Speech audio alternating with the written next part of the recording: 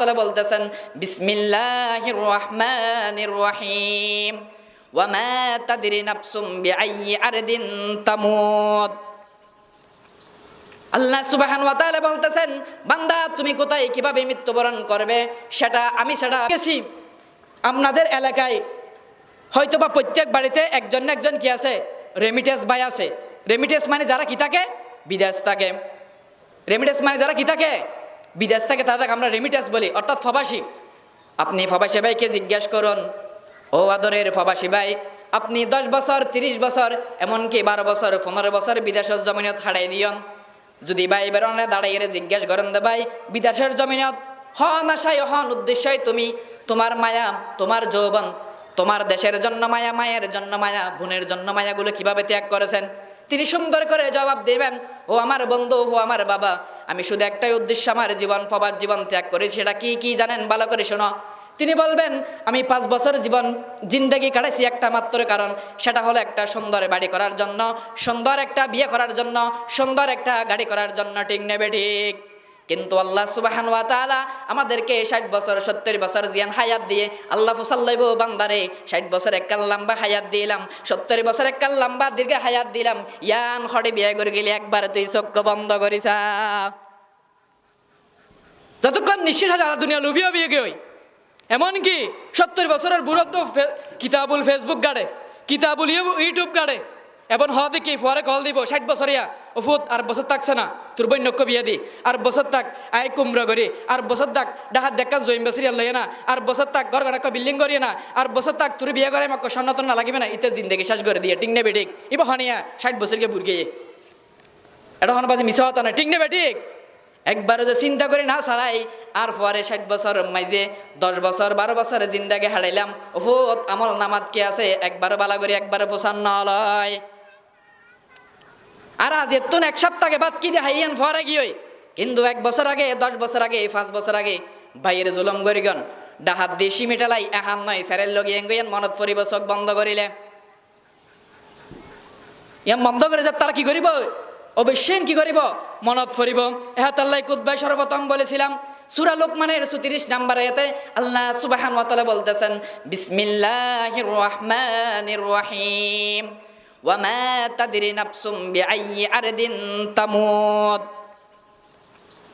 আল্লাহ সুবহানাহু ওয়া তাআলা বলতেছেন বান্দা তুমি কোথায় কিভাবে মৃত্যুবরণ করবে সেটা আমি ছাড়া পৃথিবীতে আর কেউ জানে না।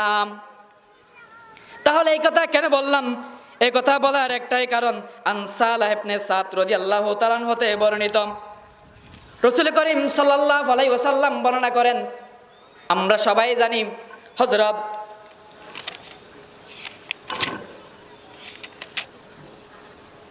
প্রখ্যাত সাহাবী হযরত আব্দুল্লাহ উমর ইবনুল খাত্তাব রাদিয়াল্লাহু তাআলা হতে বর্ণিত, একদিন রাসূল করিম সাল্লাল্লাহু আলাইহি ওয়াসাল্লাম তাদেরকে বর্ণনা করেন।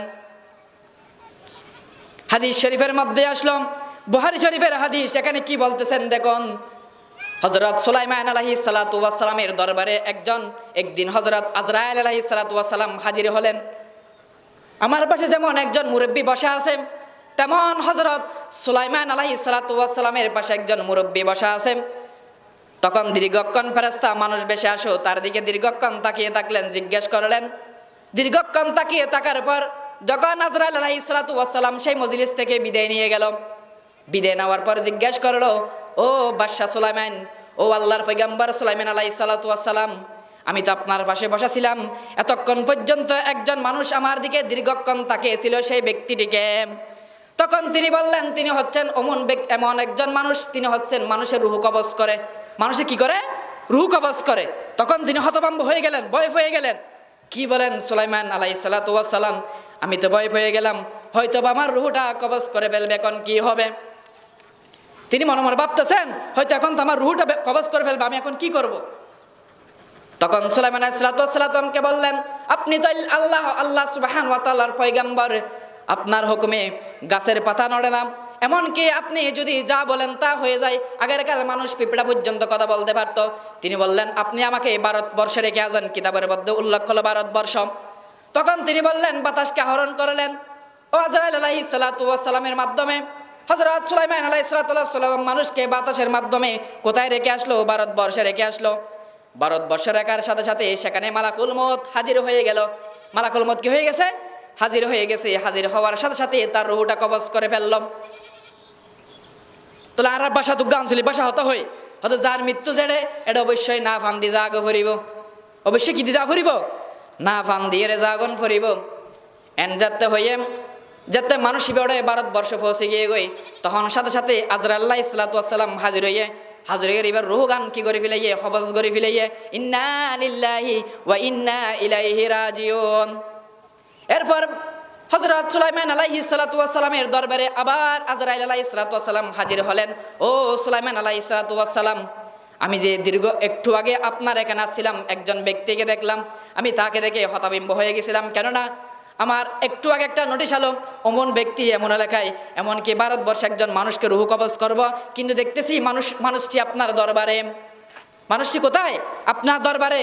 কিন্তু এর আগে দেখতেছি ও যখন দীর্ঘক্ষণ তাকে ছিল, কোথায় চলে গেছিল? ভারতবর্ষে চলে গেছিল। তাই মানি বান্দা এটা বুঝাতে চাইছিলাম, আল্লাহ বলতেছেন সূরা লোকমানের 34 নম্বর আয়াতে, ওয়ামা তাদরি নাফসুম বিআইয়ারদিন তামুত, অবশ্যই আমাদের জন্য মৃত্যু যেখানে হবে, অবশ্যই সেখানে আমাদের কি হতে হবে? চলে যেতে হবে। সেটা কারো জানা নাই, সেটা কারো জানা নাই। এই কারো অজানা গন্তব্য নিয়ে আমরা মানুষকে মানুষ মনে করি না। এই অজানা গন্তব্য নিয়ে আমরা কি করি না?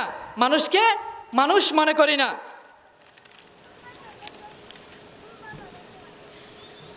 যখন আমরা আমাদের এলাকায় একটা বেদাতি একটা কাজ আছে, সেটা হচ্ছে কি, আজকে সেটা মনে রাখবেন ভালো করে, এবং মাইকের আওয়াজ যতটুকু যাচ্ছে তারপরেও ভালো করে শুনবেন, এবং মা বোনেরাও শুনবেন।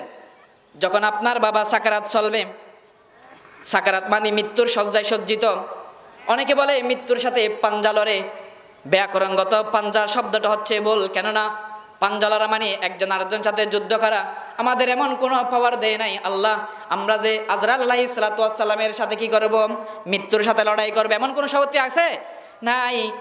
তাহলে আমাদের একটাই উচিত, যখন কোনো বাড়িতে মৃত্যুর শয্যায় সজ্জিত দাদা কিংবা বাবা অথবা নিজের মেয়ে, কারণ মৃত্যু কার কখন কোথায় হবে সেটা কেউ জানে না, তখন তার কানে কানে গিয়ে বলবেন, সবাই বলি লা ইলাহা ইল্লাল্লাহু মুহাম্মাদুর রাসূলুল্লাহ সাল্লাল্লাহু আলাইহি ওয়াসাল্লাম। এই কথাটা কেন বললাম?